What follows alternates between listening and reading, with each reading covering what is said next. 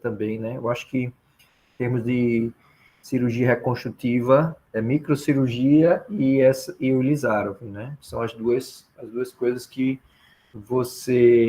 muita coisa se pode se sobrepor, né? Principalmente em termos de reconstrução óssea, e você pode usar quando não falha a microcirurgia, você pode ter como uma carta na manga, e muita deformidade, você pode corrigir tamanho de membro, alongar, corrigir contraturas. Então, é uma coisa, se você dominar isso aí, você resolve muita coisa mesmo, né? E sem falar que é uma coisa que a maioria dos ortopedistas não sabem, né? Nem para onde vai, né? Então, se no estado tiver, fora eu, uns 2 ou 3 que saibam isso, deve ser essa aí a quantidade de gente, né? Então é interessante. Não acho que seja particularmente complexo, complicado, né? Mas existe uma residência para aprender a fazer essas correções aí. Mas vamos ver se a gente faz, né? E bota os casos, tem um monte de casos para fazer, que eu estava guardando aí para aproveitar aí esse negócio. Então vamos estudar as coisas que a gente faz, montagens principais, para a gente ir vendo aí. Mas vamos ver se a gente consegue esse livro, esses 2 livros aí, ó. Que aí é bom que a gente vai treinando, vai fazendo a parte prática baseado nesses livros aí de exercício. Vamos lá, minha gente. Então, sem mais delongas, né? Vamos lá. Posso começar? Isso, começa aí. Vamos lá, minha gente. Então, Objetividade. Então, não torturem a gente aqui. só um pouquinho. Então, né, como a gente já vai falar hoje sobre osteogênese por distração. Eu vou falar basicamente só no geral e como é que funciona essa formação desse novo osso pelo alongamento. E isso vai ser permitido a partir de uma formação de um novo osso, a partir de uma fratura controlada, ou uma fratura que a gente vai corrigir e alinhar ela. Aí essa fratura, geralmente, ela vai ser realinhada, ou ela foi desenvolvida eu não sei falar o sobrenome, então eu vou chamar ele de Alessandro. Por Alessandro, em 1905. Codivila foi um dos nomes da ortopedia aí. Vai que era diferente a pronúncia, né? Desculpa. Não. Mas ela foi aprimorada por Ilisaro na década de 50, lá na Rússia, porque ele inovou ao combinar a biomecânica junto com a biologia regenerativa. Ele percebeu que formava novos vasos naquele momento da formação óssea, e que a parte vascular era a principal naquele momento. E foi a partir daí que ele decidiu tratar tanto deformidades como perda óssea, como pseudoartrose ou alguma dissimetria. E o que a gente tem que entender aqui? É a partir dessa frase. Todo tecido vivo, quando submetido a uma atração lenta e contínua, ela prolifera e se regenera. Mas o que isso significa? Significa que o princípio biológico da osteogênese se baseia em 6 pilares, que é a osteotomia. A gente vai preservar o periósteo e o endósteo, porque a partir dali a gente vai ter a formação do osteoblasto e a atividade do osteoclasto na modelação, e também vai permitir que a neovasogênese se forme e favoreça a formação de um osso saudável naquele local. E para isso eu preciso de um período de latência. O que é o período de latência? É um período de espera, que é quando o osso está se regenerando e está ocorrendo aquela cascata inflamatória que a gente falou lá nas fases da consolidação óssea. Aqui o período de latência vai entre 5 e 10 dias. Após isso, eu vou fazer uma distração. A distração óssea vai ser aquela forma de alongar o osso. E esse alongamento ele vai ser diário. E ele deve ser dividido em até 4 ativações, podendo ser de 0 a 5 a 2 milímetros por dia. E o outro pilar, o quarto, é a estabilidade. É quando eu vou focar as barras, aquelas barras que vão dar a fixação do osso, que vai alinhar a formação daquele novo vaso, daquele novo osso, para que dali forme o calo duro, e o calo duro possa formar o novo osso pelo alongamento. Aí, a partir disso, a gente vai ter a formação simultânea, tanto de vasos, como a regeneração muscular a partir da neovasogênese, como de uma fáscia saudável e a possível nutrição de nervos. É o que eu já abordei para vocês. Aqui eu queria mostrar o que é a fisiologia da regeneração óssea, como é que isso tudo ocorre. Ocorre por essas 4 fases que eu tinha mencionado para vocês, né? A osteotomia, a latência, a distração ou a ativação e a consolidação. E como isso ocorre? Basicamente, a partir do processo de tração. Aqui essa imagem é de consolidação, que é para meio que ilustrar o que deveria estar ocorrendo e como esse processo está sendo retardado e controlado. Quando a gente faz a tração, a gente promove a osteogênese intramembranosa, que é aquela fase do calo mole. Aí, através desse estímulo mecânico, eu vou acabar recrutando os osteoblastos e também a formação de novos vasos. Aí, aqui eu vou ter a neoformação, uma neoformação mais progressiva e protegida do centro para a periferia. Aí, a partir disso, eu vou ter uma neovasogênese mais intensa. Aí, como eu disse a vocês, a fase da distração, que é a parte mais importante, vai ser de Elizara, ele disse que era de 1 milímetro por dia, só que tinha divergências em algumas literaturas, podendo chegar até 2 milímetros por dia, dividido por quatro variações. Aí aqui eu vou fazer como? Vou estimular a regeneração por uma tração contínua. Aí esses vasos eles vão se moldando à medida que eu faço micromovimentos, que essa vai estimular. Aí a velocidade vai ser a velocidade que eu vou estar girando e a taxa de ritmo vai ser o número de vezes que eu vou estar girando no dia. São as duas taxas importantes aqui. E a parte da consolidação vai ocorrer como a consolidação de qualquer fratura, aos poucos, porque eu vou estar quebrando o calo mole. Só quando eu conseguir o alongamento final, aí sim eu vou estar deixando a fratura consolidar. Aí aqui o osteoblasto ele vai estar em maior atividade e o osteoclasto ele vai estar fazendo a remodelação óssea. E como é que eu posso realizar isso? Através de, basicamente, de 3 tipos de fixadores, principalmente. O de Lizarov, que vai ser as correções multiplanares, e tem o monolateral, que é um alongamento mais simples, ele é mais estético, e ele é mais usado em deformidade pediátrica. E tem aqueles híbridos, que eu vou utilizar o intramedular junto com o mono. Aí o intramedular ele vai ter um mecanismo diferente do que o que a gente usa da haste intramedular. Ele vai conseguir fazer essa distração. Essa terceira imagem aqui. Ui, essa aqui.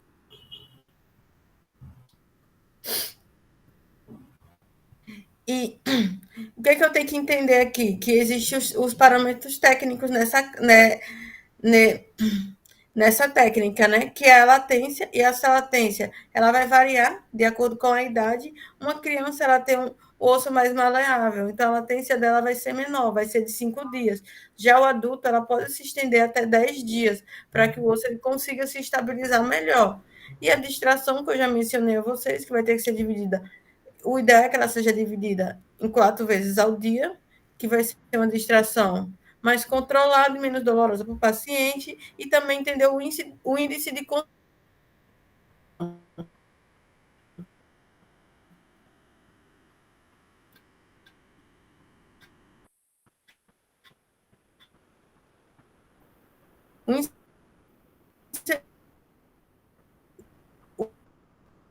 índice de consolidação é quanto de consolidação está.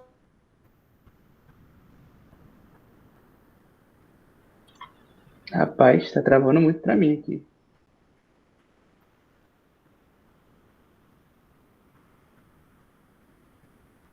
Desculpa, caiu. Aqui eu vou fazer esse controle, né? Aí esse controle vai ser basicamente pelo raio-x, que vai ser mensal, e pela distração, que vai ser. E como essa distração vai estar sendo feita?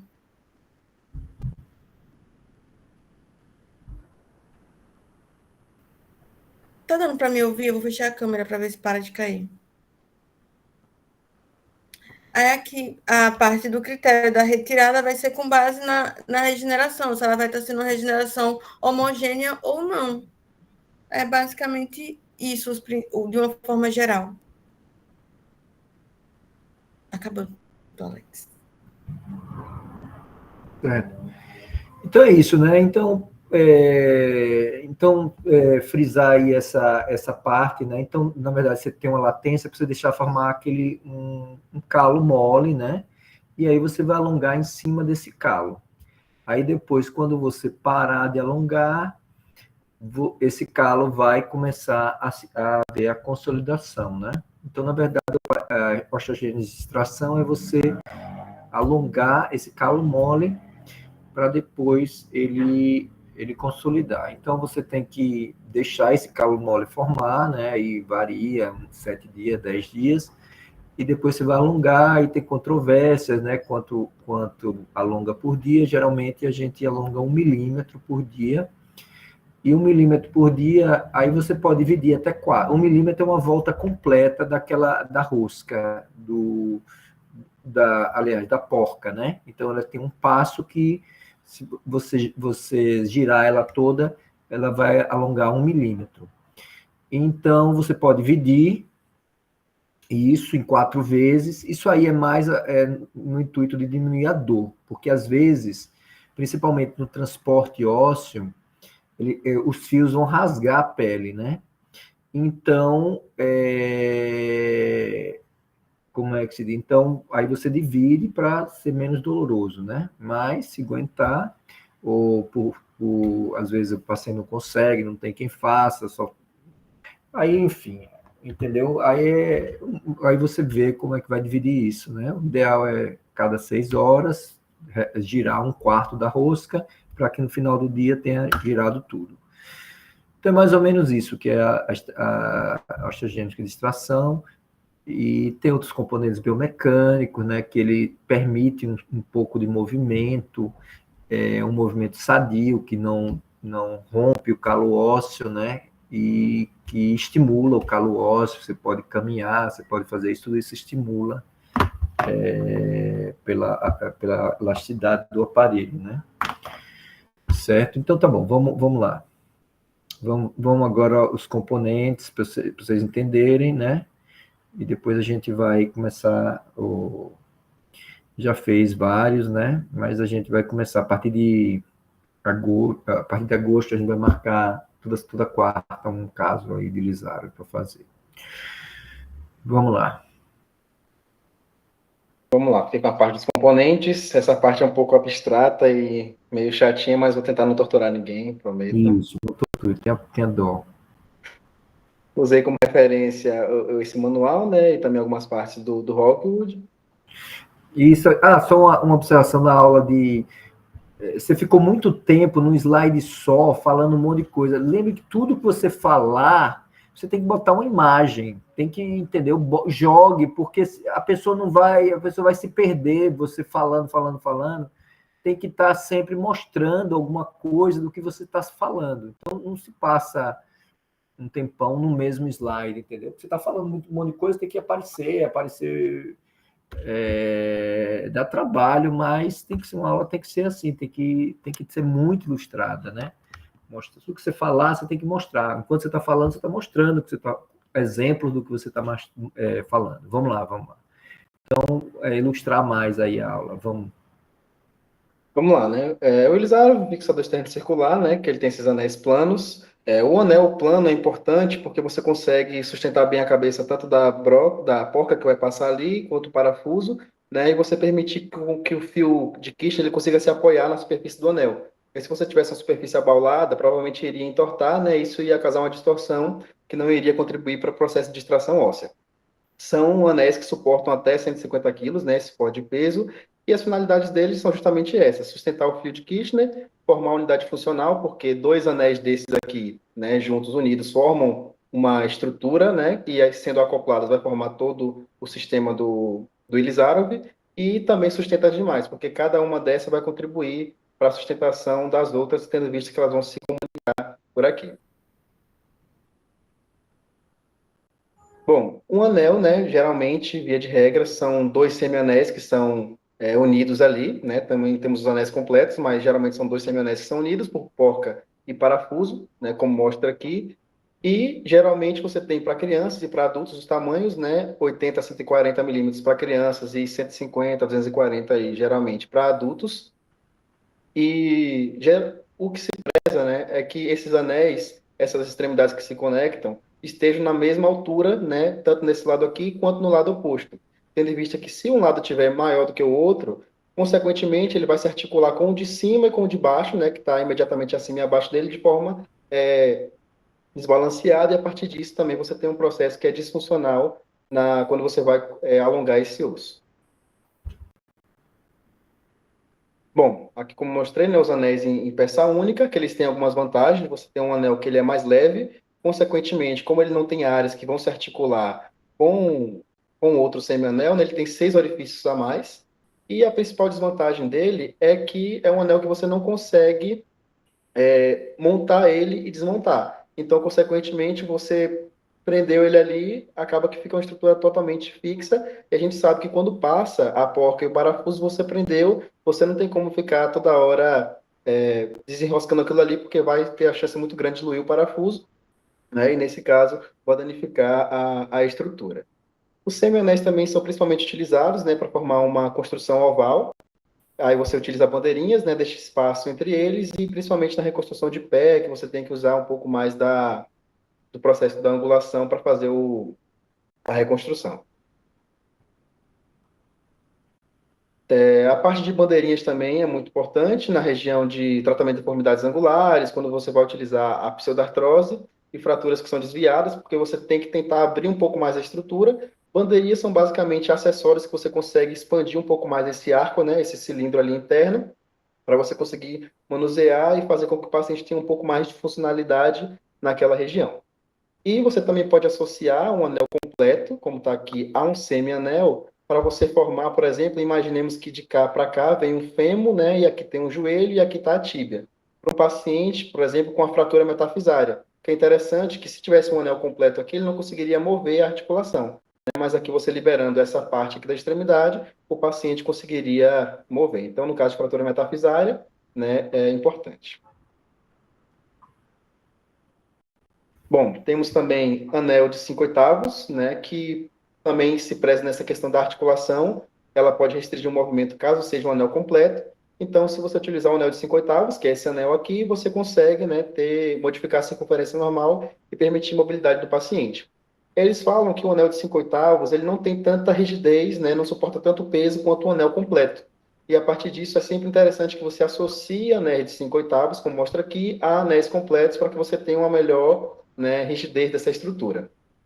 Também preza-se que você tem uma conexão, como mostra aqui, em 3 pontos, que o tornam, né, nesse caso, tão rígido quanto seria um anel completo.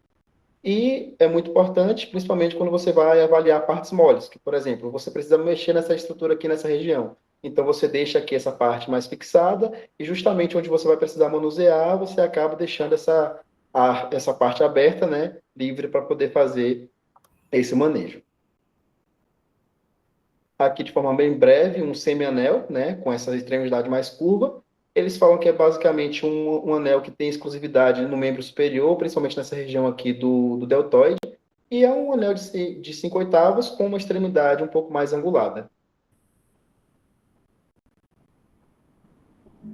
Temos também os arcos, né, que no esquema original ele foi construído, aí tinha essa disposição em leque, eram arcos que tinham essa angulação, né? E a partir disso, a crítica é que ele passava muito perto do nervo esquiático aqui, né? Quando você ia fazer a reconstrução ali da parte do fêmur.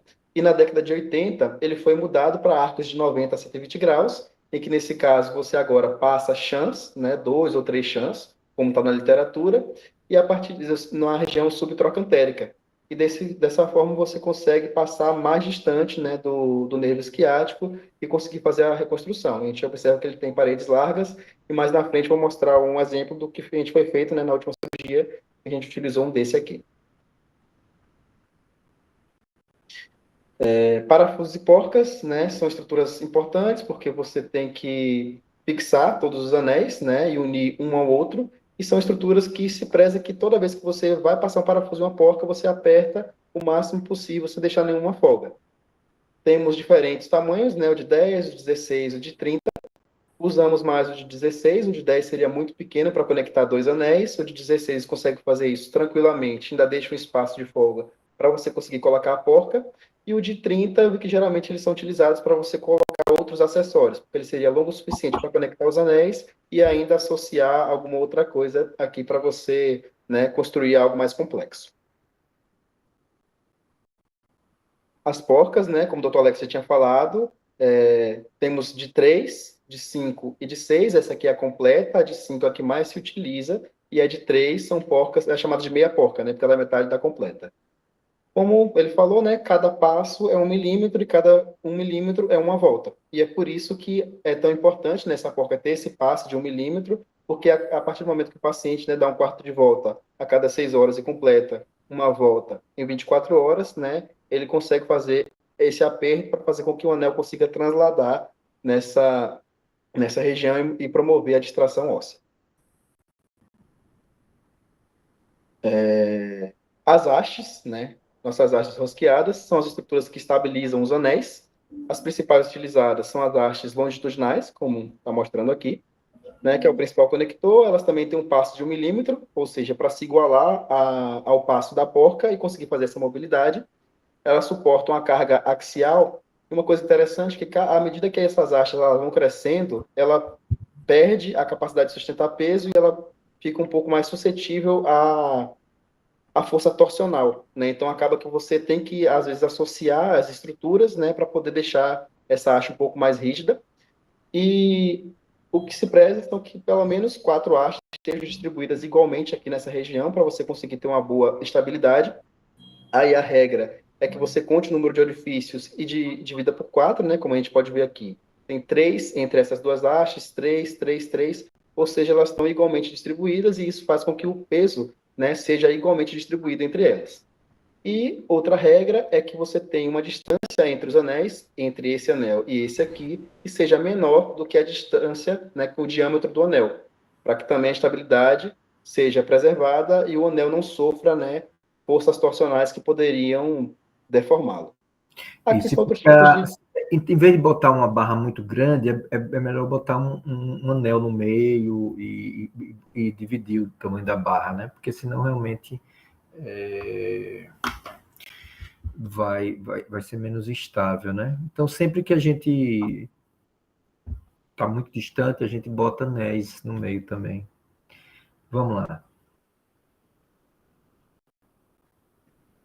Bom, aí quando isso acontece, né, às vezes se for uma coisa muito grande, eu vi que as placas elas podem ser utilizadas basicamente para você conseguir reforçar essa estrutura, né? Às vezes você tem muitas fraturas, tem mais de um nível de corticotomia, tem uma pseudartrose muito assustadora, uma deformidade angular, você associa uma placa basicamente para você conseguir dar uma estabilidade maior. Essas curtas, que têm diferentes tamanhos, diferentes furos, são mais utilizadas, né? E ela aumenta também essa estrutura do anel ali da parte principal. Então, isso é interessante quando você vai usar anéis de diferentes tamanhos, né?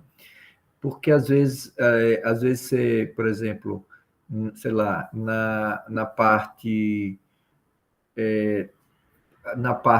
perto do joelho, o anel tem a estrutura tem um diâmetro maior, né? E no tornozelo menor. Então, se você pode usar. Se você tiver, por algum motivo, geralmente você usa o mesmo tamanho. Mas se por algum motivo você resolver botar um anel menor, aí você tem que também usar essa placa para adaptar, né? Para ele ficar para conectar então você usa essas placas aí, entendeu? Para ajudar na conexão de anéis de diferentes diâmetros. Entendi. Show. Aí tem essas placas mais curtas, né? E tem essas placas longas também, que você consegue, né? Justamente boicotar essa fragilidade torsional que tem, são para reforço, e eu vi que é muito comum você utilizar em pacientes também que estão em tratamento prolongado, né?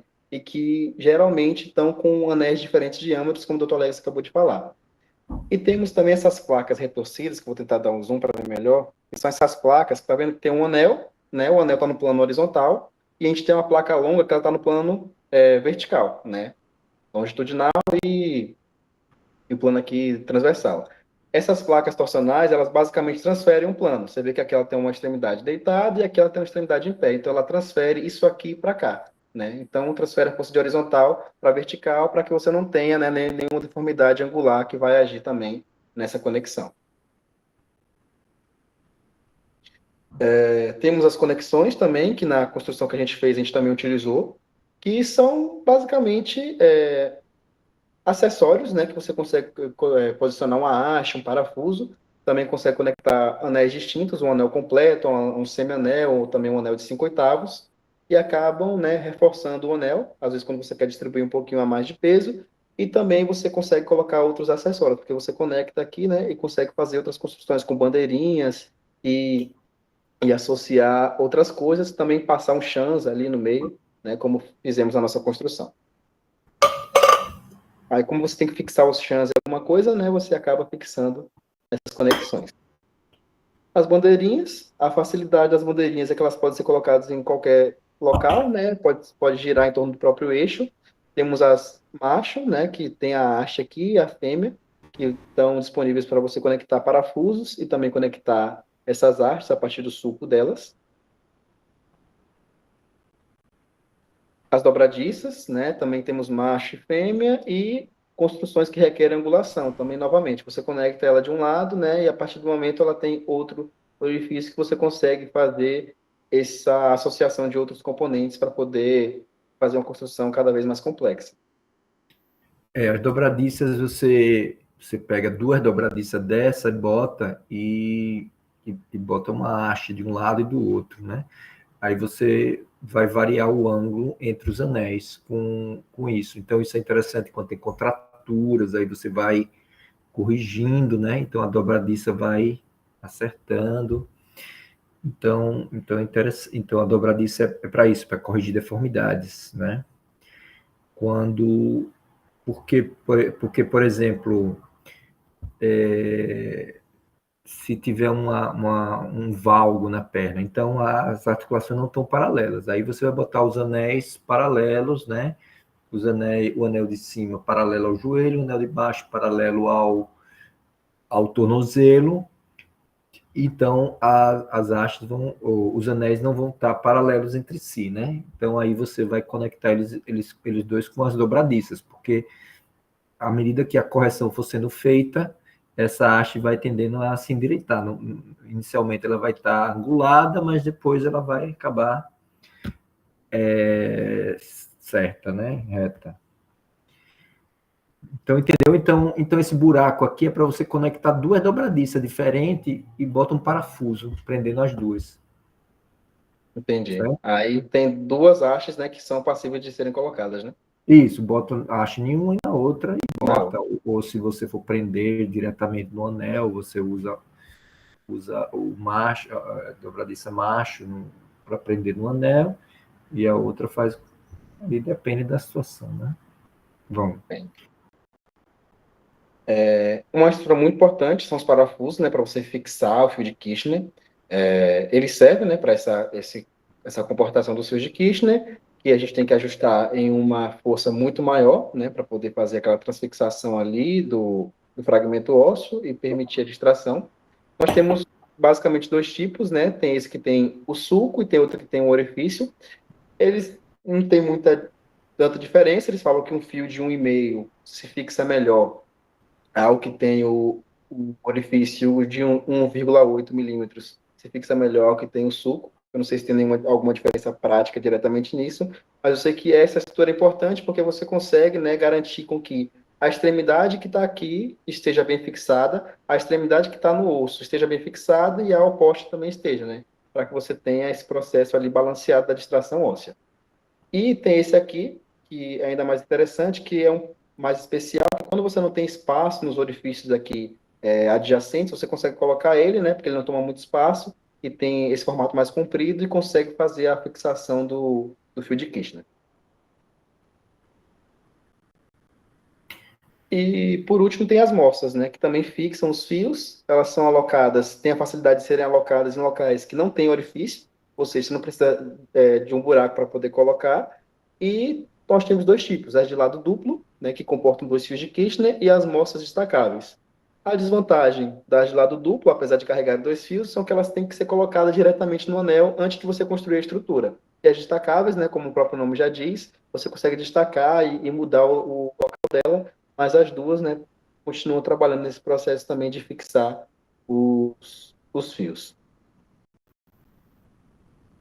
E por último, para finalizar, as arruelas, né, que elas permitem esse ajuste do aperto e também um travamento, e aqui elas evoluem, né, em ordem de complexidade, umas mais simples e outras que são mais, né, mais complexas, conseguem alocar os fios de Kirchner, e essa aqui também que consegue permitir uma angulação de 15 graus do fio, por exemplo. Então, quando você tem que trabalhar de forma angular, você pode utilizar, né, e apoiar o fio de Kirchner para poder fazer o tratamento. Aí aqui eu só trouxe um exemplo da última construção que a gente fez, né? Que a gente usou esse parafuso, eu coloquei aqui um asterisco do lado, esse parafuso para fixar o fio de Kirchner, tanto aqui quanto aqui, aqui também. Temos os, deixa eu dar uma aproximada. Aqui o próprio fio de Kirchner, né? A haste rosqueada, um parafuso e uma porca para fixação, e as conexões que eu tinha falado, tá vendo? A gente apoiou um chans aqui, apoiou um chans aqui, né? Naquelas conexões, a cilíndrica e a outra, né, o poligonal, e aqui o arco que utilizou, né, para poder colocar na região trocantérica lá do fêmur. E por último, essa daqui, né, que fizeram também. Aqui nós mostramos os semianéis articulados, porco-parafuso também fixando aqui, fio de Kirchner passando e as hastes rosqueadas. É isso. Pronto. É isso aí, com o tempo, né? Vai vendo e vai vendo para que serve cada componente desse, né? Vamos lá, mais alguma coisa? Tem as montagens, né? Agora de tíbia. Vocês querem que eu faça primeiro a parte de... que acho que a Júlia pediu para ir no final. Querem que eu faça primeiro a parte de... a minha parte, que é de alongamento da tíbia? Como é que vocês estão? Pode ser, vai. Pode ser. Eu quero que você veja a ordem dos anéis, como é que faz exatamente. Como é que a parte da montagem em si, acho que... A montagem, isso. Como é que é feita a montagem e a anatomia da tíbia, né? A gente ficou de ver isso aí. Eu acho que então é com o Rui. A parte das safe zones é comigo, da tíbia. A parte de quê? Quer fazer então, Rui, logo? Então? As zonas seguras para fazer da anatomia. É interessante ver a anatomia, de onde você vai botar os fios. Pronto. Quer que comece pela anatomia ou vai pela parte de Marcos? O que o Marcos vai falar? Não entendi. Eu vou falar de alongamento da tíbia. Como é que vai fazer a montagem? Então faz, você já sabe. Então, vai, meu. Alguém fala. Eu vou então. Depois qualquer coisa que acrescenta, vai falar de qualquer forma, né? Depois acrescenta. Vamos ver a montagem. Pronto, eu vou falar sobre alongamento da tíbia, né? Falar um pouco sobre a montagem para realizar o alongamento da tíbia. Então eu vou falar de algumas coisas importantes. Primeiro a corticotomia, né? Depois os tipos de transporte e vou comentar um pouco sobre a técnica e como montar esses fixadores. É claro que a montagem dos anéis em si, a questão de considerações anatômicas vão ser faladas, mas enfim. Então vou começar pela corticotomia. Então o que é a corticotomia? Corticotomia você vai cortar a camada cortical. A gente sabe que a vascularização do osso ela é feita tanto pelo periósteo, né, quanto também pela medula. Então a corticotomia você corta a parte cortical, que é a parte mais rígida, e com isso você consegue fazer a transposição do osso, porque a medula ela vai conseguir esticar, né? Como que você faz isso? Você pode fazer ou com osteótomo, né, que é a técnica que a gente utiliza, que é menos traumática, mas eu vi também os caras na Índia fazendo com broca, né? Então eles entram por essa região aqui e eles brocam tudo, né? E depois vão com osteótomo só para separar e terminar. E qual que é a região que a gente faz, né? A região que a gente faz geralmente é a transição entre o osso trabecular para medular, né? que é onde a gente vai estar mais protegido em questão de vascularização, né? Então você não vai deixar o osso desvascularizado, né? E é a região ali, geralmente, da metáfise do osso, onde a gente vai conseguir esse alongamento, né? Isso aqui é quando é planejado. É claro que o transporte ósseo pode ser feito também em fraturas ou perdas ósseas segmentares, né? Só para a gente ter essa base. Então, como que é a técnica? A gente vai fazer uma incisão, né, de mais ou menos 1 centímetro a 2 centímetros. Na questão da tíbia, a gente pode fazer tanto nessa parte mais proximal quanto na parte distal. Vou falar aqui da parte proximal, que foi a parte que eu presenciei, inclusive. Então, você vai fazer essa incisão, onde o osso é bem, bem superficial, embaixo ali de onde o tendão de Aquiles vai... O tendão de Aquiles não, de onde o tendão patelar, né, vai se inserir. Então, você vai um pouquinho para baixo ali, você vai fazer uma incisão, você vai identificar o periósteo. O indicado aqui é que você abra o periósteo. Então, você vai seccionar o periósteo com bisturi mesmo, né? E você vai descolar um pouco o osso do periósteo nessa região, certo? E aí você vai entrar com o osteótomo, né? Você pode entrar assim 90 graus. E depois você vai fazer esses movimentos de leque. E como que você sabe que está na medula ou não? Tem algumas coisas. Primeiro a camada cortical é mais dura. Então, tanto pela resistência que você sente, quanto pelo som mais agudo, você está indicado que está na cortical ainda. E a medula também, quando você entra na medula, sai um sangramento mais escuro, né? Em comparação à cortical. Então, você tem que estar atento a esses cuidados. Por quê? Porque você vai fazer esse leque exatamente para evitar lesar a medula do osso, para evitar qualquer desvascularização. Então, a gente vai abrir o periósteo, né? E depois ainda vamos tentar evitar a medula para evitar esse problema. Então, a gente vai fazer esse movimento de leque até que você vai seccionar a maior parte do osso, né? O que você pode fazer é você colocar, você pode colocar tanto, esse aqui na verdade é um instrumento de corticotomia, né? Mas você tem essas partes parecidas assim, né? Os osteótomos curvos, que você consegue descolar de certa forma o periósteo nessa região. E aí quando você chegar nessa fase, você pode tanto colocar o osteótomo lá e torcer ele, né, para frente, fazer o movimento daqui para cá, para quebrar o resto do osso, né, sem ter que ir até o final, que é uma técnica descrita no livro. Ou você pode também, que é o que eu vi o Dr. Alex fazer, que eu achei mais interessante, colocar a serra de Gigli aqui por trás, né, mais ainda por dentro do periósteo. Então você vai descolar o periósteo, colocar a serra de Gigli por trás para terminar de serrar essa partezinha aqui. Então essas são as técnicas de corticotomia básicas assim que eu trouxe no caso de uma necessidade de alongamento ósseo. E em relação ao transporte, a gente tem vários tipos de transporte. A gente pode fazer o transporte cruzado, transporte interno, transporte externo ou transporte combinado, né? Eu vou falar um pouquinho de cada um, mas basicamente qual que é a diferença? O transporte externo, você está levando o bloco de osso que está preso ao anel em si, né, pelos fios de Kirchner. Esse aqui seria um exemplo de transporte externo. Você vê que tem um anel 5/8 aqui, que os fios de Kirchner estão presos diretamente ao bloco que você está mexendo, e esse anel vai mexer junto com o bloco, certo? E o interno, na verdade, você vê que esses fios olivados aqui estão presos a esse anel aqui de baixo. Então você vai dar uma tração nesses fios olivados aqui diariamente, e esse fragmento vai descer. Qual que é a diferença de cada um? Então vamos lá. O interno, ele deixa uma menor cicatriz de pele, né? Porque geralmente quando você tem um alongamento muito grande, o trajeto do pino, né, fica marcado na pele da pessoa, né? Então do fio fica marcado na pele da pessoa. Então você deixa uma menor cicatriz de pele. Ele também é indicado para um paciente que já tem cicatrizes profundas na pele. Então um paciente que já tem a vascularização daquela região já comprometida e tudo mais, você pode utilizar esse interno. A tração para o paciente fazer em casa é mais fácil, né? Porque você não tem vários lugares para você rodar, você vai ter ali basicamente 2 lugares para você rodar, então o paciente fica mais fácil em casa, rodar 2 lugares só. Agora, qual é a desvantagem dele? Ele não alonga o membro, ele só faz essa transição do osso daqui para cá, ele vai fazer que o osso se movimente, mas o membro em si não vai alongar.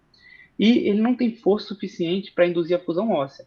Então, quando ele chega no ponto de contato, que seria aqui embaixo, você tem que provavelmente passar ali um outro fixador ou fixar de outra forma aqui embaixo para poder fazer essa fusão óssea no fragmento distal, certo?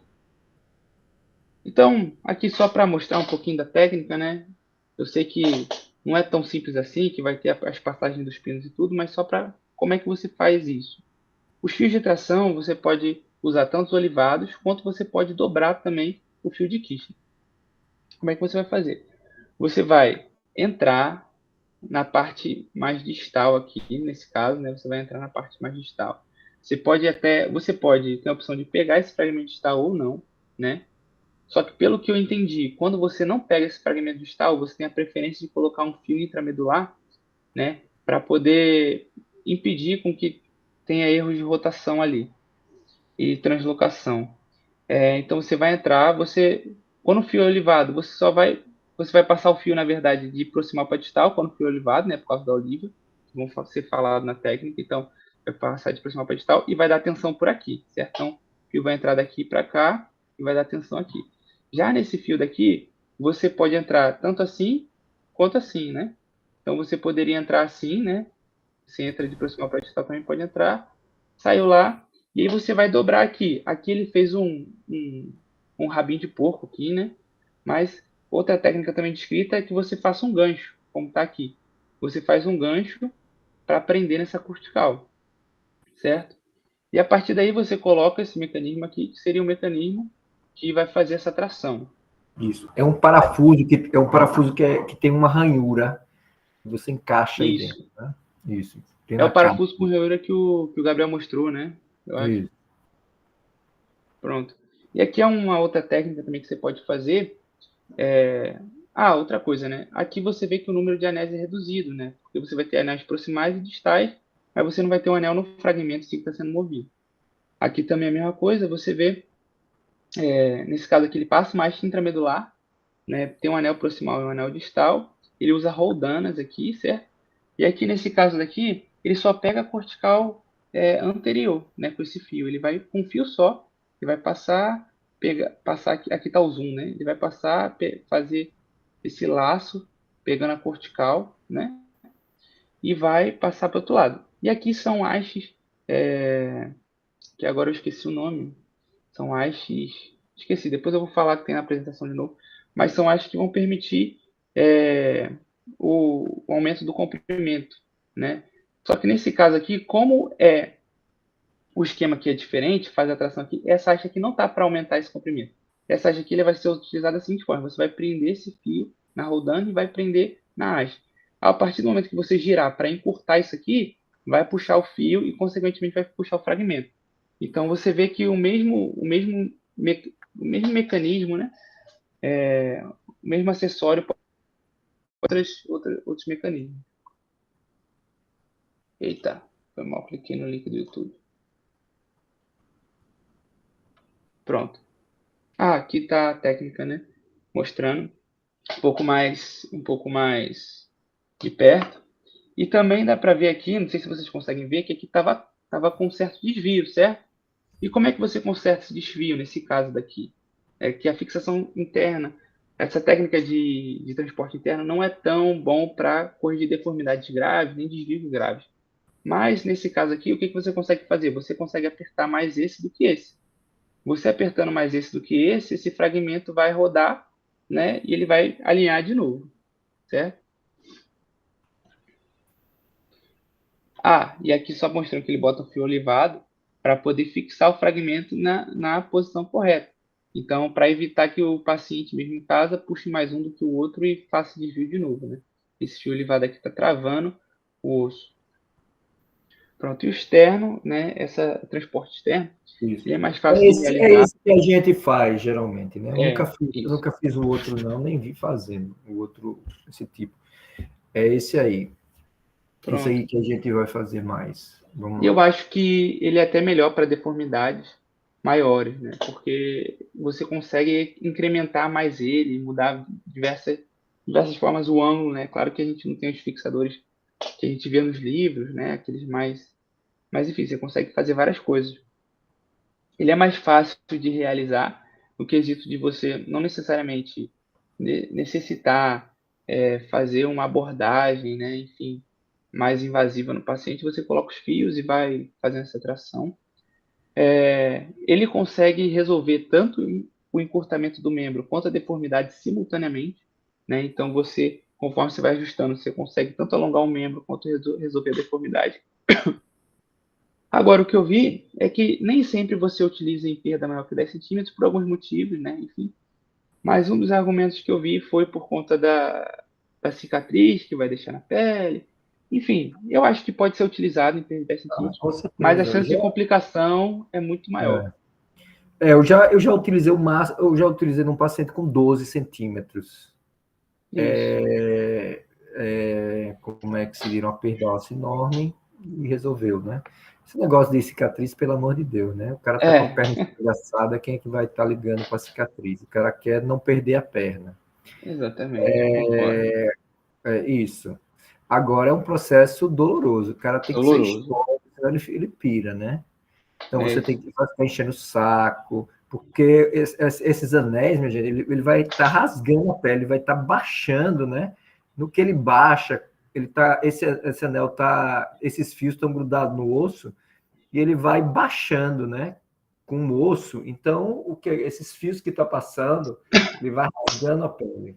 Então, você vê claramente a cicatriz de 12 centímetros. Se você alongar 12 centímetros, 10 centímetros, você vai ver uma cicatriz de 10 centímetros, porque o fio baixou 10 centímetros, né? Então, por isso que é doloroso, porque, na verdade, está rasgando a pele, né? E como é que se... Então, o paciente tem que ser estoico. Então, você tem que analisar, se o paciente vai aguentar um negócio desse, né? Isso. Então, se você vê que o paciente é aquele cheio de frescura, você manda logo para amputar a perna, não quer saber disso não, senão vai ficar enchendo o saco, vai ficar doido. Você tem que escolher o paciente. Né? Senão vai ser... Uma coisa também desse fixador é que a tração é um pouco mais complexa para o paciente, porque, vamos supor, nesse caso aqui, né, a gente tem essa haste telescópica graduada, que é só girar a haste, né, mas geralmente nos nossos pacientes a gente não tem esse dispositivo, a gente usa essa haste rosqueada normal. Então, como é que a gente faz? A gente coloca uma haste maior aqui, né, onde você quer alongar, você coloca uma haste maior, e esse paciente ele vai ter que soltar todas as porcas que estão do outro lado desse anel aqui. Então, ele vai soltar aqui, soltar lá atrás, e depois apertar um centímetro aqui, né? Então, ele vai soltar 1 centímetro aqui e apertar aqui, né? Para poder crescer aqui. E nesse caso aqui, se ele quiser encurtar aqui também, ele vai ter que fazer o mesmo processo, provavelmente aqui, né? Ou você pode fazer aqui também, mas aqui é mais fácil, né, para o paciente. Enfim, então tem isso tudo aqui que para o paciente entender às vezes fica um pouco complicado. Você tem que orientar algumas vezes, né? Isso. Explicar como é que faz.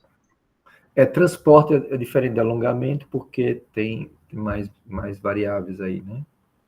Isso. Certo. Você falou do alongamento. Alguém vai falar do transporte? Alguém vai falar do alongamento? Não, doutor Alex, eu acho que é só transporte mesmo. É parte de transporte. Eu não botei alongamento. É porque eu falei alongamento, né? Mas acho que é transporte. Deixa eu confirmar aqui. Não. Alongamento e transporte. Você colocou alongamento também. Também. Alongamento é diferente. O transporte, as duas extremidades, elas estão fixas, né? Então, e você vai transportar esse osso para baixo. Isso. Agora, e aí a distância entre o anel proximal e o distal não vai variar, né? Agora, no alongamento, vai ter uma variação dessa distância entre os dois anéis.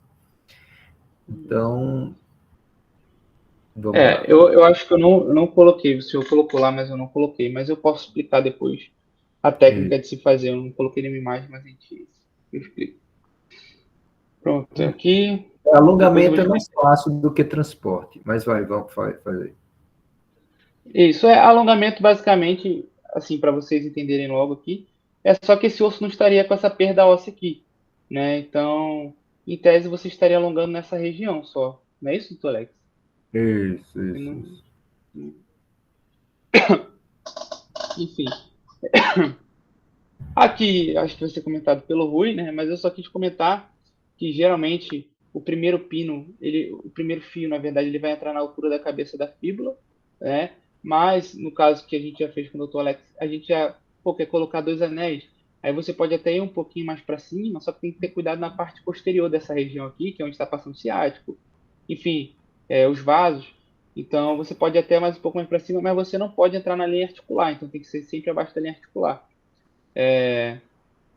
Enfim, e aqui a parte distal é um pouco acima do maléolo, enfim, mas aqui o importante também é não estar entrando na linha articular da tíbia nem da fíbula com o tornozelo ali.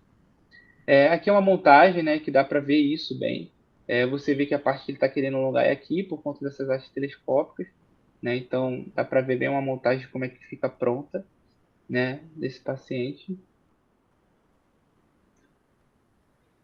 E aqui eu achei interessante trazer essa imagem por alguns motivos, né? Primeiro é que para você fazer esse transporte ósseo, né?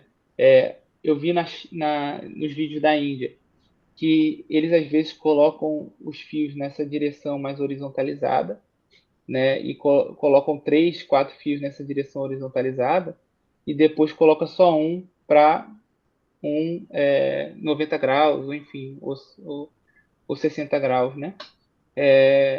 Pelo que eu entendi, é para aumentar a estabilidade desse fragmento e evitar que o fragmento faça esse movimento, né? De se fazer alguma deslocação, de fazer alguma luxação, enfim.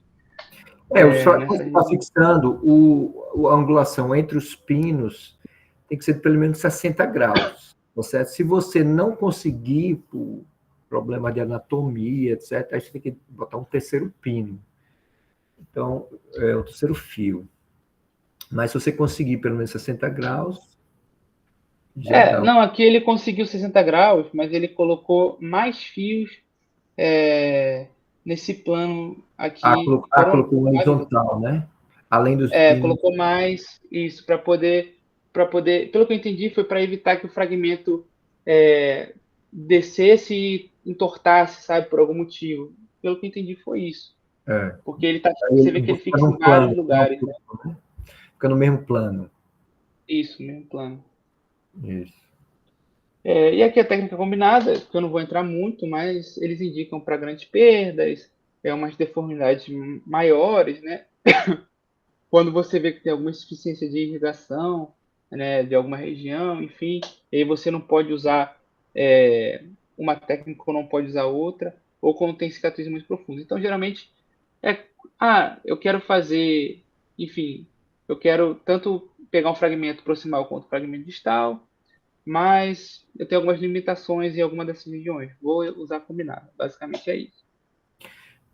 E sempre lembrar que o ideal é você fazer no livro do Elizarov, eles não ligavam muito para cobertura cutânea, entendeu? Então fazia, às vezes, tinha uma cobertura cutânea estável, etc. Mas a gente procura sempre garantir uma cobertura cutânea boa para o osso, né? Quando ele vai fazer o transporte, porque facilita a irrigação, a consolidação, evita, o osso pode até se expor, né? Sim. Se tiver uma pele aderida ao osso, ele for sendo transportado, pode romper essa pele. Então sempre que eu vou fazer, eu tenho que garantir que tem um retalho, tem alguma coisa cobrindo. E tem muitos casos, tem um livro, estava lendo um livro aí, que foi um cara da Turquia que fez, e ele não se preocupava com a cobertura cutânea, não, era cada bagaceira, assim, você via a área que estava faltando o osso, não tinha nada, e às vezes a pele vai crescendo também com o osso, né? E vai cobrindo, né? Mas eu acho que mais interessante é fazer a cobertura, né? Fazer uma boa cobertura. Então... Eu também acho, até porque o Elizarov, ele tem diversas complicações e uma das mais comuns é a infecção, né? Então, se não tiver uma boa cobertura, o osso estiver exposto, Isso, a gente tem feito, não tem feito muito transporte, porque a gente tem a facilidade de fazer com a fíbula, né? Mas esses caras Isso. que fazem Lisarov, eles não têm experiência com microcirurgia, então eles só têm isso para fazer, então eles indicam para tudo, né? Mas é um processo penoso, né? Como eu disse, é um processo penoso e não é todo mundo que aguenta. Então, o que eu faço, eu tento a microcirurgia, fíbula. Se não der certo, aí é que eu faço corte, entendeu?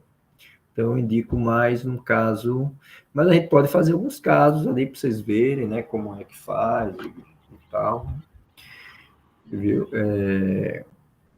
Umas perdas menores, etc.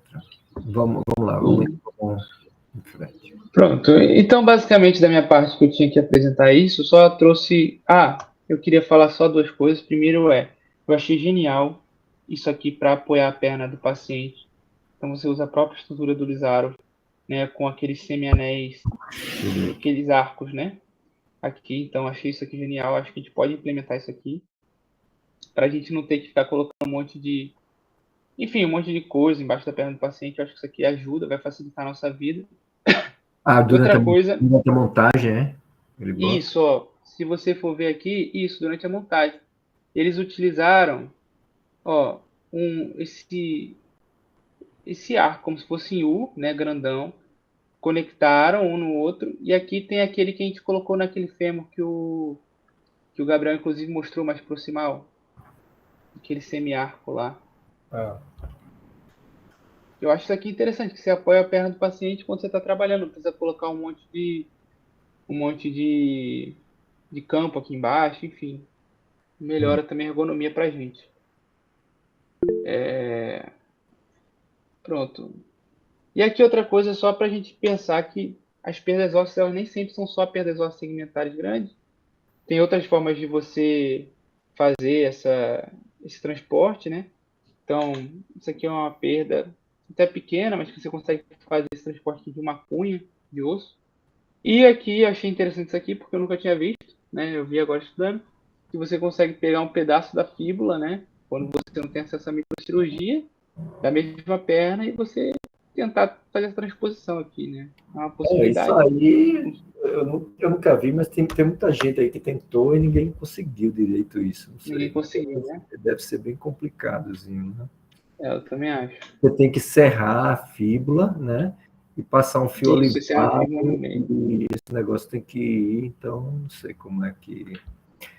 Mas, enfim, né? É uma opção aí. Mas é isso. Para tentar, num momento de desespero, tudo pode ser possível. Vamos lá. Então, agora é interessante como é que vai... É interessante saber, por exemplo, numa montagem, sei lá, numa fratura, como é que você botaria a ordem do anel, se botaria primeiro o anel de cima, de baixo. Espera aí, gente, deixa eu ir aqui no banheiro, um instantinho aí.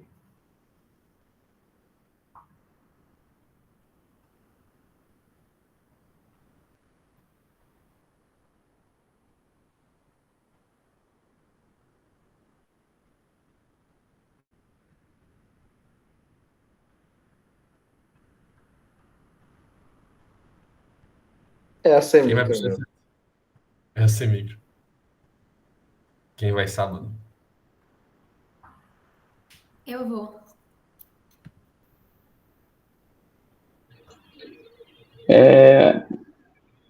Vamos lá, galera. Vamos animar para ele sábado, pro sábado da Semico.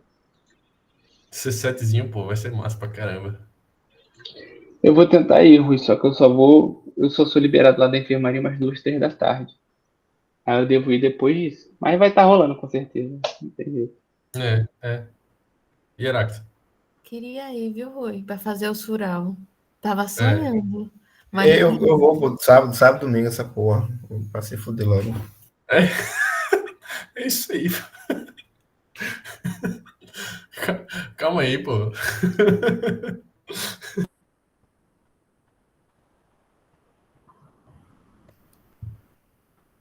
Que palavras fortes. Agora no outro foi foda porque de manhã, pô, deu uma morgação do caralho ficar lá antes de entrar, né? Porra, vou ver se leva alguma coisa pra ficar fazendo. Não entendi, de manhã. Sede que brava. Vamos lá, vamos. Então é interessante não sei se vocês vão falar. Vocês vão falar sobre isso, não? Uma montagem, como é que faz na tíbia? Tem vários vídeos. Tem um tópico sobre isso, professor. Tem um tópico sobre montagem. Quer que eu mostre logo, então, da Tibia? Não, veja esses safe zones. Eu acho que é interessante isso agora, para ver como é que, onde é que você pode passar os pinos. Pronto. Vamos lá para as safe zones, então. Vamos lá, safe zones da perna. Então, aqui a foto que o Marco já mostrou no slide dele. Esse aqui a gente tem que ter decorado na cabeça. Então, aqui são esses 6 cortes que a gente pode abordar aí. São as safe zones, certo? Padronizadas. Então, cabeça da fíbula aqui, corte 1, é o nosso marco. Nosso marco no corte 2 é distal a tuberosidade da tíbia, está aqui na frente. Então, a gente afasta aqui uns 2 centímetros de tuberosidade e tem mais ou menos ele aqui, corte 2. Corte 3, proximal ao meio da perna. Corte 4, distal ao meio da perna. Então, a gente divide o meio da perna aqui, 3, 4, certo? O corte 5 é entre 3/4 e 1/4 ali, da distância total da perna. Então, vocês veem que não tem marco específico aqui. 3, 4, 5 não tem marco. É pelo tamanho mesmo, pela distância. Certo? E o corte 6 é 2 centímetros acima do calcânio. Certo? Para não pegar articulação ali. Beleza. Isso aqui a gente vai ter decorado aí para fazer qualquer lisado. Então, só começando pela parte anterior aqui, para a gente ter noção de onde é que está a tibial anterior. Porque eu acho que muitas vezes a gente passa um pino, passa um fio, meio que no feeling, assim. Acho que não vai pegar não, vou aqui, pá. E vai torcendo para que não pegue nada. Pelo menos na minha cabeça, antes de estudar, era um negócio meio abstrato ali. Eu não conseguia imaginar perfeitamente onde estava cada coisa, sabe? Mas agora deu uma melhorada. E aí, começando por ter essa noção aqui da tíbia, ó. O lugar que a tibial anterior tá localizada, ali perto da membrana interóssea, nessa imagem aqui, eu só tirei, na verdade, o tibial anterior, aqui de cena. Quando a gente tira o tibial anterior, o músculo, a gente já consegue ver a artéria tibial anterior aqui, certo? Então aqui, por exemplo, ele tá rebatido aqui, o músculo, né? Então aqui a gente já consegue ver a artéria tibial anterior e o fibular profundo aqui. Então são essas duas estruturas que vão passar por aqui. Mas vocês veem que tem esse espaço todo para a gente colocar algum pino, certo? Então isso aqui é interessante ter essa noção. A gente vendo aí a margem que a gente tem aí para passar um pino transversal, por exemplo, na perna. Beleza? Então a tibial anterior vai acompanhando, vai descendo, só que aí, à medida que a gente vai descendo na perna, a tibial anterior já vai indo para frente ali. Ó. Então a gente já não pode passar um pino com tanta segurança que nem a gente passava lá em cima, aqui embaixo, porque a tibial anterior está se anteriorizando. Beleza? Então tá aqui. Então, aqui, ó, cada zona, 1, 2, 3, 4, 5, 6, certo? Na zona 1, a gente vê que a gente pode passar aqui um fio entre a fíbula e a tíbia, certo? E os outros aqui. Todos vocês veem que sempre vai ter um transverso, ó. Transverso, transverso, transverso, transverso. Justamente por causa dessa característica, desse espaço que a gente tem aqui, ó.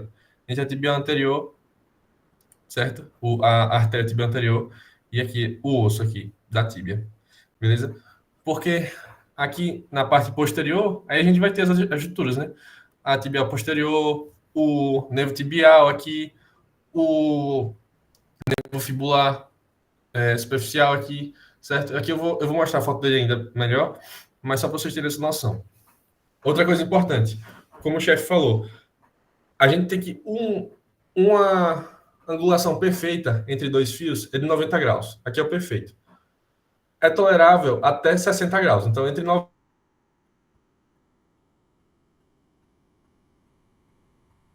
aí você vai ter que passar um terceiro para ficar com a estabilidade razoável, certo? E então, os fios são esses aqui em vermelho, esses traços vermelhos aqui. Outra coisa importante, o ideal também é que os fios se cruzem no meio do anel que a gente colocou.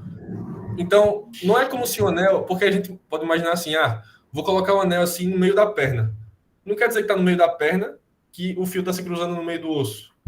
o osso está mais anteriorizado aqui, por exemplo. Aqui, aqui, aqui.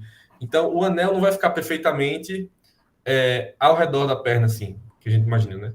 Não, a gente tem que imaginar que o eixo, que tem que se cruzar o fio aqui, é o osso. Então, o anel, teoricamente, ele teria que ser maior que a perna, tipo assim, bem maior, para que ele meio que passasse com o meio dele aqui, ó. Então, o anel é mais ou menos assim, ó. Assim, tipo assim, uma situação ideal, só para conseguir imaginar melhor.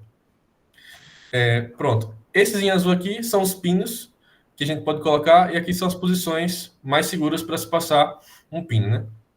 Então, vocês veem que na zona 1 aqui, a gente pode passar 2, na zona 2 a gente pode passar 2 também.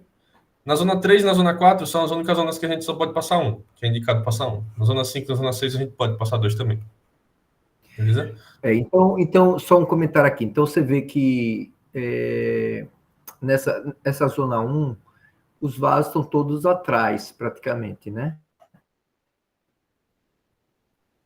Certo? Então, é interessante você fixar a fíbula na tíbia, porque ela aumenta a estabilidade. Né? Então, agora você tem que tomar cuidado de passar pela fíbula mesmo. Se você cair para trás dela, está um nervo. Né? Então, tem que tomar muito cuidado aí. Né? E você vê que você pode ir de medial para lateral, tá certo? Em vários ângulos. Você só não pode ir para posterior. Você pode ir para posteromedial, porque os vasos eles estão mais no meio, né? Tá certo?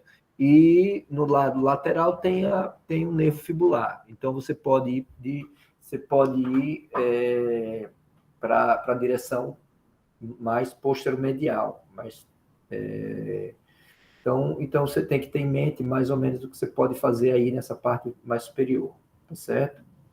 Então você pode atingir a tíbia de várias angulação, do lado lateral para o medial, mas da perna, né? Você não pode ir para posterior, mas você pode ir posteromedial, você pode ir um pouco lá, tem uma condição de fazer isso. Vamos lá.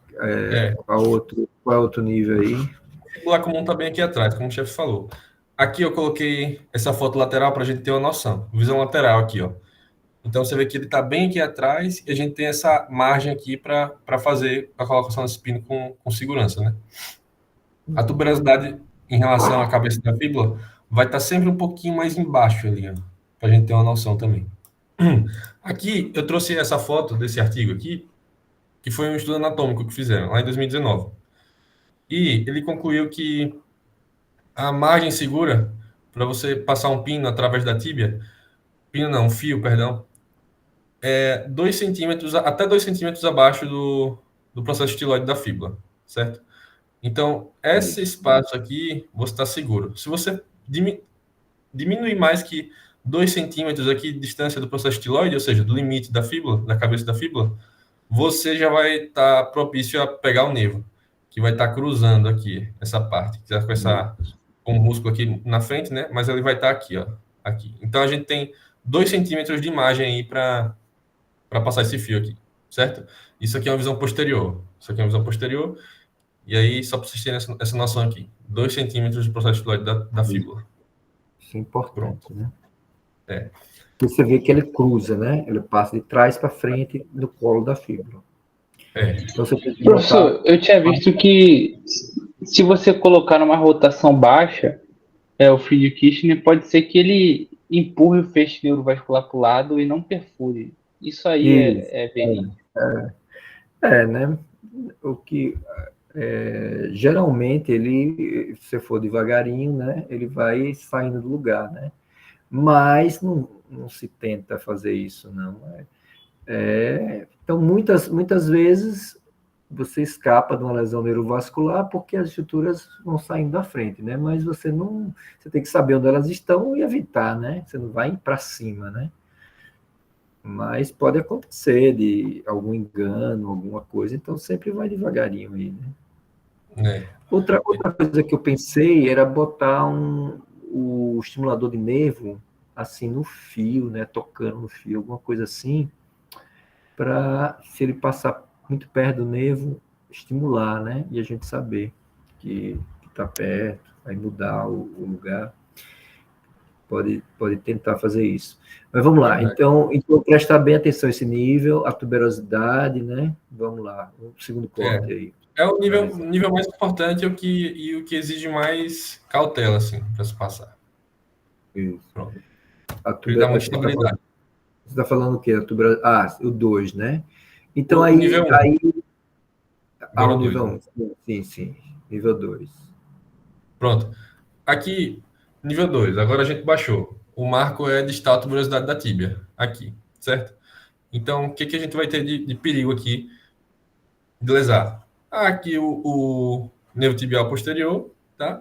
E aqui a artéria veia tibial posterior, que vão estar aqui, logo atrás da membrana interóssea, certo? Esses aqui são os mais perigosos de lesar nesse nível aqui, porque a tibial anterior, como eu tinha dito anteriormente, ela já vai estar mais profunda aqui, ó. Então a gente vai ter esse espaço todo para usar, tá vendo aqui? E aqui a gente só passa um transverso aqui para começar, e o outro a gente passa oblíquo aqui. De anterolateral para posteromedial, né? O posterior-medial, isso. Esse aqui. Isso. Então, esse vai ser o básico aí do corte 2 aqui. Certo. E os pinos dessa maneira aqui. Um em relação ao outro. Os pinos são fáceis, porque você palpa a cortical da tíbia, não tem, né? Então, presta atenção nisso, que aqui nesse nível, a tíbia anterior já está no compartimento anterior, tá certo? Mas ainda está na membrana interóssea. Então, se você não for muito fundo assim, né, pegar a tíbia, pegar mais superficial no músculo, você não tem problema, né? Isso, vamos lá. Pronto. Tuberosidade, o que mais?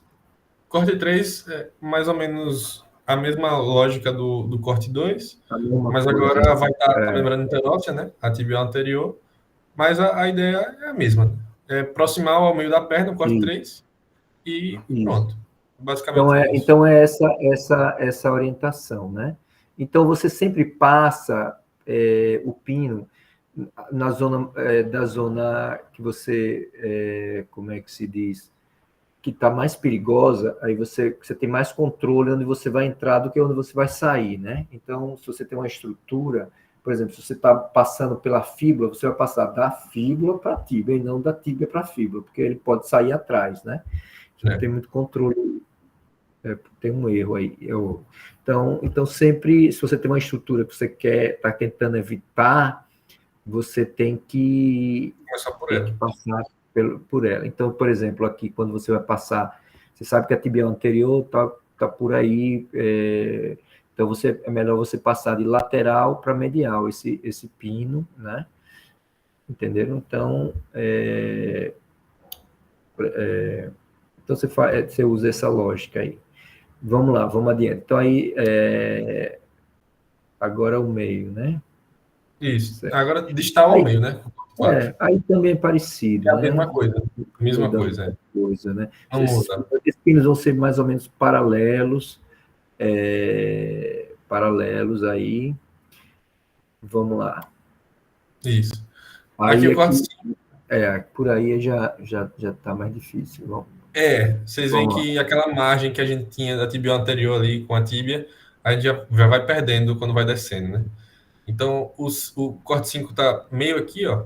Então, a tibial anterior tá mais superficial agora. Entre 3 quartos. O anterior tá mais anterior, né? Então, mais anterior, isso. Isso. Então, você tem mais que... isso. Então, você tem que correr para a parte mais posterior do osso, para evitar. Isso. A tibial anterior vai estar correndo entre o músculo tibial anterior e o extensor do hálux, né? Bem aqui, os dois tendões vão estar aqui, ó, correndo com ele. Então, a gente vai ter que passar o fio atrás da tibial anterior, do que a gente imagina que seja ela aqui, certo? Vocês veem que é só um fio que ele passa aqui nessa região. E até 2 pinos. Pronto. Mas... O pino é mais seguro de passar aqui. Só entra no osso superficial. Eu acho que dá para passar também se você conseguir mais profundo, logo anterior à fíbula, aí você vai atingir a tíbia atrás dos vasos também e vai para frente, né? E vai para superior. Então, você vai de posterolateral, eu sempre boto dois pinos aí. Então, você vai de posterolateral. Então, geralmente eu faço assim, ó. Eu vou de anteromedial, tá certo? Para sair na frente da fíbula. Uhum. Então, você acaba não pegando nada aí também, entendeu? Aí, mais ou menos nesse sentido. Então, aí eu faço, além de fazer esse pino transverso, eu faço esse outro aí. Vai ficar 2. Pegando a fíbula, né? Ou não, né? Bem Ou na não. frente da fíbula. Bem na frente da fíbula. Se Entendi. quiser pegar a fíbula, pega também, não tem problema. Aham, entendi. Vamos lá, o que mais? Certo. E aí a última, que é logo ali, 2 centímetros acima do calcânio, né? Para não pegar a articulação. E aí a gente tem que lembrar aqui que na parte posterior-medial a gente tem os tibiais posteriores, né? Então, muito Isso. cuidado com essa Então, região esses aqui. tendões que estavam posterior, aí vai estar na parte medial. Então, você não pode enfiar nada aí posterior-medial, né? Então, tem que tomar cuidado. Ou seja, eu diz aqui assim, ó. A tibial anterior, artéria, vai estar bem mais vai estar bem anteriorizada agora. Então, tem noção disso. Então, na porção anterior e na porção posterior-medial, a gente não pode abordar, né? Então, a gente vai passar um transverso aqui, ó, com segurança maior. E esse aqui, nesse sentido, posterior-medial para posterior-lateral. Anteromedial para posterior-lateral, aqui, assim. Isso aqui pegando a fíbula. Isso é uma opção boa também, que nem foi dito no corte 5, né? E os pinos, da mesma forma, antes a gente estava colocando eles aqui de cima, e agora a gente coloca pela parte medial aqui, para não pegar nada, tibial anterior, tibial posterior. Isso. Então, É interessante fazer uma figura assim para levar para o centro cirúrgico, né? Botar no quadro. é verdade. A pessoa vê, porque eu geralmente oriento vocês aonde vai sair, aonde vai botar, mas aí você já vê e já faz. Verdade. Colocar todas as fotos Isso. assim. Que nem o Marcos trouxe também na dele. Isso. Todas juntas. Pronto. Bom. É isso. Então exatamente. Então é isso. Eu quero depois o plano botar, começar a fazer, né, na clínica privada alongamento estético, né? Tem muito pouca gente fazendo no país todo, né? Então para a gente pegar prática para depois fazer. Eu visito algum serviço aí que faz, passo um mês vendo, porque é uma coisa que coisa estética, né? A pessoa sempre quer, né? Ficar alguns centímetros maior, os baixinhos. Então, é uma coisa cosmética aí também. Vamos lá. Então, uma montagem para uma fratura, que vai ser parecido, né, com uma pseudartrose, alongamento, vai ser tudo meio parecido, só vai variar, vai ter algumas variações, mas a montagem tem que saber. E essa montagem eu vi, tem uns cursos de Elisaro, eu não sei se eu passei para você, era um cara que faz montagem de fêmur, de tíbia, e ele mostra exatamente como é feito, a ordem dos anéis, e etc. Mas vamos ver aí, vamos ver o que vocês... Aí eu botei aqui uma foto, achei no artigo de Elizarov e o Elizarov Man. Diz que o cara poderia fazer Elizarov com qualquer parte do corpo. É interessante esse chapéu aí que eles usam, né? Deve ser alguma... Porque eu assisti aquele filme Chernobyl, uma série que teve lá também, o pessoal na usina usava uns chapéus assim. Então deve ser algum cargo, algum titulação. Aqui só mostrando as fraturas que pode ser feito Elizarov, as indicações, que é falha óssea, fratura multifragmentar, comprometimento de tecido mole. E aí vamos começar com a posição do paciente. Bota o paciente em decúbito, né? E aí a ideia que o Marcos está falando é justamente para manter o membro elevado para ajudar na montagem. Aí tem algumas coisas que a gente tem que pensar antes de começar a fazer a cirurgia, que é fazer a pré-montagem, né? Começar a montar o Elizarov. E aí começa com a escolha dos anéis, né? De qual o tamanho dos anéis que a gente vai usar para o paciente. E aí tem uma regra que ajuda muito, que é a regra da largura dos 2 dedos. Então, tem que ficar sempre o anel para a pele do paciente, 2 dedos em todas as direções. Então, a forma aí prática de mensurar o tamanho. No livro ele traz outras coisas, tem um gabarito, tem uma fita métrica, mas eu acho que a coisa mais prática seria esse daqui, para já começar a pensar na montagem com o tamanho do E é anel. interessante sempre deixar mais para baixo, né? Porque ele tende a ir para cima, o anel, né? Porque eles ficam se apoiando, não é para ficar se apoiando no aparelho. E tem pessoas muito pesadas, então o que acontece? O membro vai descendo, né? Então se eu tiver que errar, deixe mais espaço embaixo, porque é para onde vai, geralmente baixa um pouco. Mas, enfim, deixar uma circunferência livre, né? Porque vai inchar, vai se movimentar aí, né? Vamos lá. E aqui outra dica, que também na passagem do fio de Kirchner, que é, né, a gente já sabe na parte de fixação, que é roçar no osso, né, basicamente, e essa dica aqui, para quem nunca passou o fio de Kirchner, Elizarov, que é pegar uma gaze molhada para melhorar a aderência e a posição, e sempre tentar passar pela cortical, pelo canal medular e perfurar outra cortical, né? Idealmente, né? Sempre que possível. E não como está na figura D, sendo que seja na figura C. Isso aí é para o fio rodar e não se enroscar na sua luva, né? Você vai Isso, exato.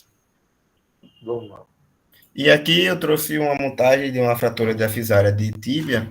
Peguei aqui da O, que ele traz alguns modelos. E aí começaria pela montagem do anel proximal.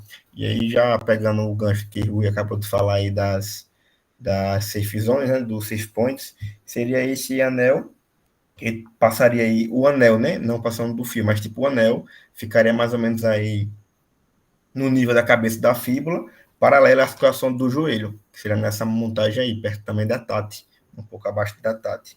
Então, o primeiro fio é passado lateral para anteromedial, passando pela cabeça da fíbula, como está aqui, esse fio aqui, é anterior, né, para não pegar o fibular. O segundo, perpendicular possível ao primeiro, de anterior para póstero medial, que é isso daqui, e o outro que seria no meio entre esses dois, que seria esse fio aqui. Então, aí teria 3 fios que aumentam, né, a estabilidade, e aí seria a montagem do primeiro anel, que seria esse anel proximal.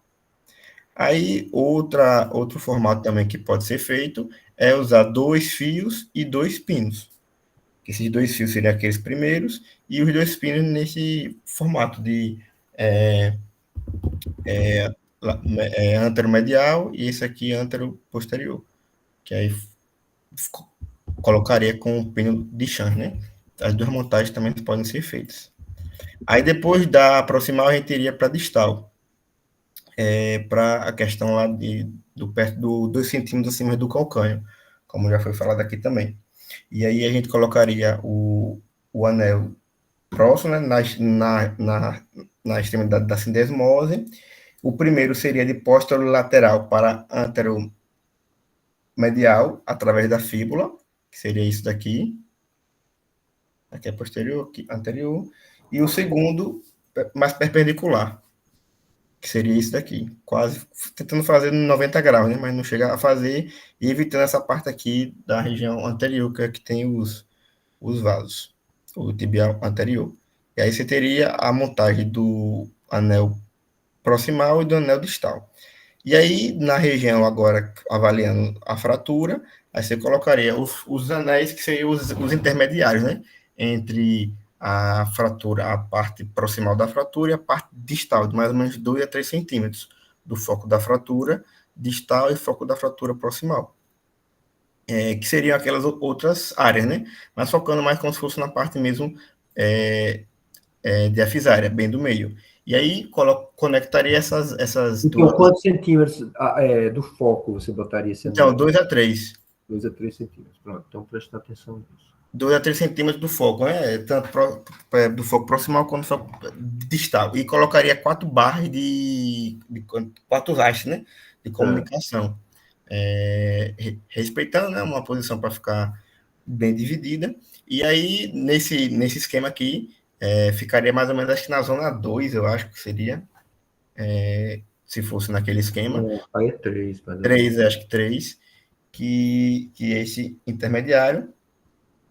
Que aí seria, dependendo do tamanho, né? Passaria numa posição mais perpendicular, quase 90 graus, né? Não chega a 90, mas passa meio transversal e o outro um pouco mais angulado, quase perpendicular. Tá?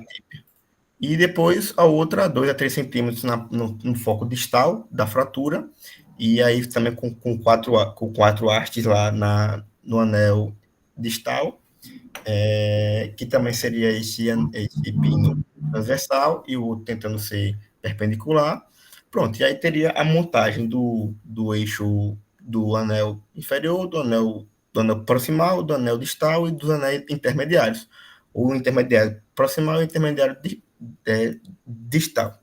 E aí seria o momento de fazer a redução da fratura. Então, faria aí a redução da fratura, colocaria ela reduzida, já colocaria as hastes, né, com as porcas, mas sem apertar. E quando reduzisse na posição que acho que está reduzida, apertaria as hastes. E aí ficaria a fratura reduzida e bem fixada, com os 4 anéis na tíbia. Seria mais ou menos essa uma montagem, se a fratura fosse nessa região aqui, bem diafisária.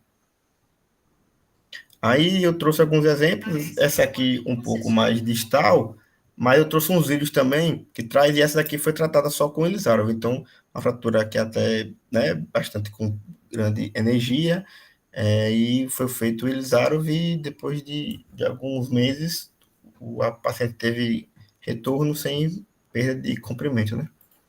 Aí deixa eu ver se eu abro aqui os vídeos.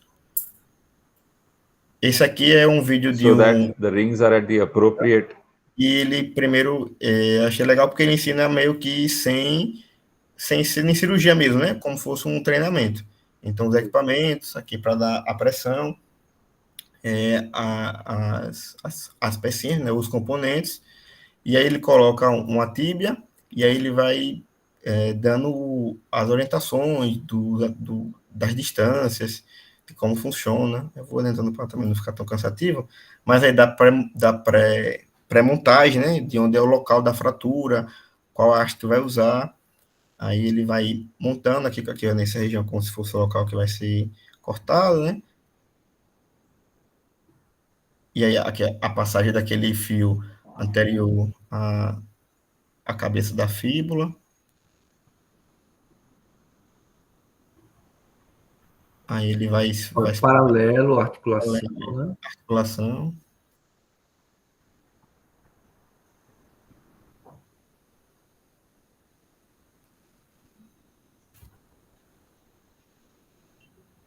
Aqui na região da tátia. Aí ele vai... Aqui já está pré-montado, né?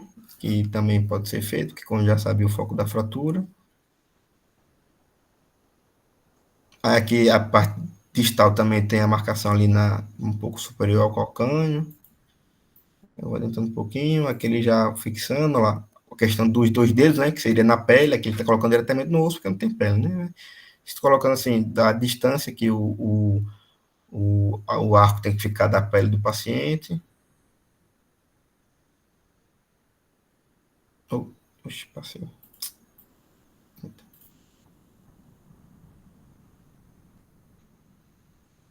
Deixa eu botar aqui. Aí aqui é a parte que ele dá pressão e com o cachimbo ele aperta e ele folga. Aí aqui Aí ele vai colocar aqui já a distal. E aí vai montando, né? Tá, então sempre a distal, e ele passa o fio já e já tensiona cada fio. Exato, ele já tem lá com...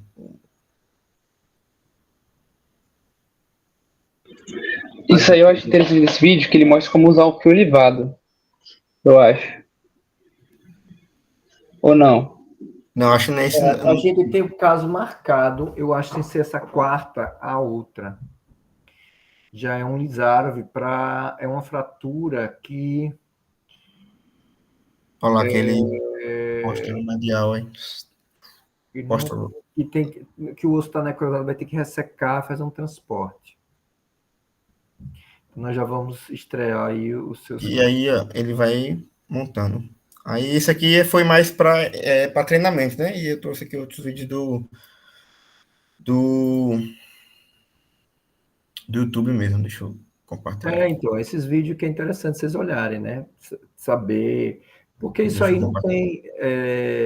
Eu não vejo mistério desse negócio. Você tem que saber anatomia e montar esse aparelho, passar os fios e prender. Aí, esse aqui é uma fratura um pouco mais distal, mas ele já meio que pré-montou, né? Aqui o cara estava com o fixador externo, uniplanar.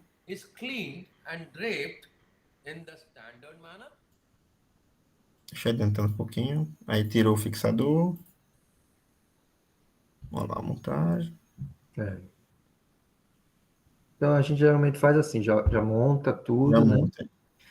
E bota nos lugares. Aí esse aqui ficou bem curto, porque a fratura é mais distal, né? Ou é mais distal, exato, aí ficou mais apertadinho o espaço. Mas ó, tá na região aqui paralelo à articulação, cabeça da. Aí só que assim, esse aqui ele começou distal, né? Ele não começou proximal.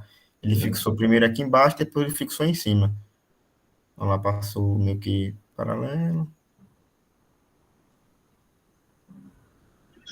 É que a gente não faz a pré-montagem, né? Mas se fizesse, acho que seria interessante. Você pode fazer até A gente... antes, a gente já esteriliza montada. A gente monta. Eu acho interessante já medir mais ou menos, ver pelo radiografia já enquanto o paciente está sendo anestesiado, já vai fazendo a montagem, entendeu? Porque demora, né? Daqui que faça anestesia, daqui que prepare, bote os campos, né? E tem um ponto também importante, que é que você já planeja onde é que Esse você vai aqui é o passar os olivado fios, aí, né? Marcos, né? Aí, ó, olivado. Isso. Que aí você já planeja onde é que vai passar os fios, e aí, às vezes a gente fica se batendo, porque a haste tá onde era para estar o fio, e aí tem que mudar a haste de lugar. Se a gente tivesse pré-montado, seria mais fácil, né? Planejar com mais calma. Isso. Eu tenho outro aqui também, deixa eu botar aqui. Esse também era. Pronto, passe o vídeo para todo mundo ver, porque aí já fica esperto, né? Já vê o caso e já faz, já resolve. Né? Já tem uns 3 pacientes aí para fazer Lizarov. Já só eu vou marcando. Agosto eu vou marcando, porque é interessante, vocês estão vendo, aí já vão praticando, aí já vão. Aí eu tô indicando aqui, né? Os caras são um barril. Aqui uma fratura. Acho que foi uma pseudartrose aqui. Isso é Mas na região diafisária, né? Tipo, a montagem vai ser semelhante. Aqui é a osteomielite e tal. Aí aqui eles fazem a osteotomia, a ressecção, né? Fizeram a ressecção óssea. Isso. Tamanho da falha. Aí na certa eles vão fazer transporte, né? Ó, botaram um fio intramedular para guiar. E a montagem aqui, ó. Montagem proximal. Não, lá, bem como a gente estava falando aqui, né? O proximal, distal, os intermediários, as hastes. Foi esse vídeo aí que eu tirei aquela foto que eu mostrei como é que eles estavam levantando. Você vê que é verdade, o procedimento todo, ó. Olha lá, tá. Olha lá, aqui é a base embaixo aqui,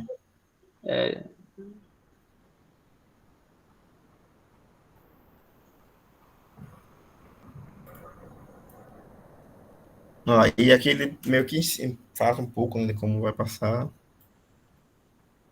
Isso. Passa os vídeos todo mundo, quero ver todo mundo pegando o paciente e dando um jeito, resolvendo.